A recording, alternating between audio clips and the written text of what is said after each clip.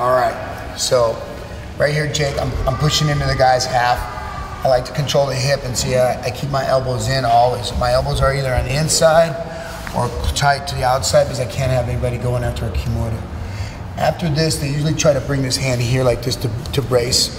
It's very hard to stop me now because I'm gonna start to slide this in here and start to come here and start to embrace the guy and get my hand deep.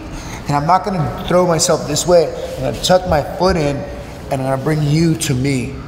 See how the pressure increased? Now I got you here, I can start to harass you. So I can get two different reactions here, depending what I want, what he gives me. I come here and I start to come in here and just to smash the guy here. If he starts to mess with this right here, I know that he wants to push this up because he doesn't want to get choked, right? So what I do then, I come here, pass that over, and grab the wrist control. And then this is very easy, look.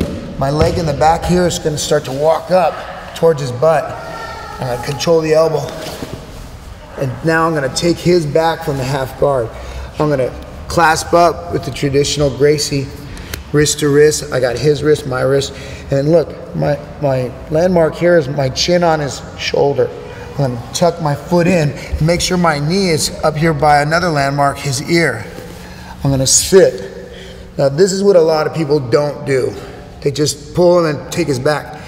The way I was taught is you pull him up and I sit him up. If you guys didn't notice, this is very important because then when I drop him to this side and I put my other hook in, my head is even with Jake's head. So that means I have his back. I don't have a part of his back or a little bit. I have his whole back because my head is even with his head.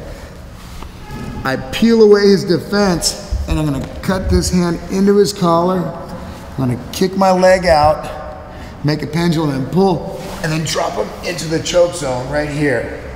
And here, what's great is I always have my guys do this because there's an easy basic that I switch out and just go to the arm. So that's A, if I harass the guy with that, and he defends with this side, I take his back. So here I am, everything's tight. I come in, I start to slide in and get tighter, tighter, tighter. Tuck my foot in, look. I don't bring my whole knee in like this because the guy could bridge into me. I leave my knee out and bring my foot in and make a little ramp on top of his thigh so he can't repose his guard. And I'm kind of like sitting on it too, so it makes his elbow escape difficult.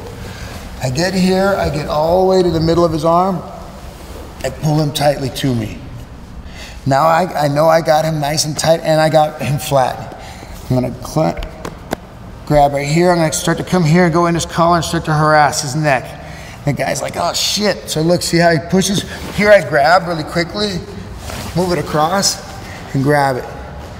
I start to turn him and walk my foot towards his butt and slide up, controlling his elbow, my chin on his shoulder. I grab wrist to wrist. I tuck in, I sit, and then look, I don't just pull him on, I bring him up, sit him up, and take his back. Don't cross your feet. Okay, so now I have his back, look, even head. I come around, I follow the neckline, I come really far around until I get a good bite in the collar, the whole hand. If you'll notice, one of my fingers is fucked up because I used to grab it only with 2 fingers. And then the guys would bend my fingers, fuckers. So I grab here, I kick out, put him in the choke zone. Look, both my buns on the floor so I'm not obstructing my leg because then I can switch out, knees tight to the arm lock. Block, come in, tuck in, grab.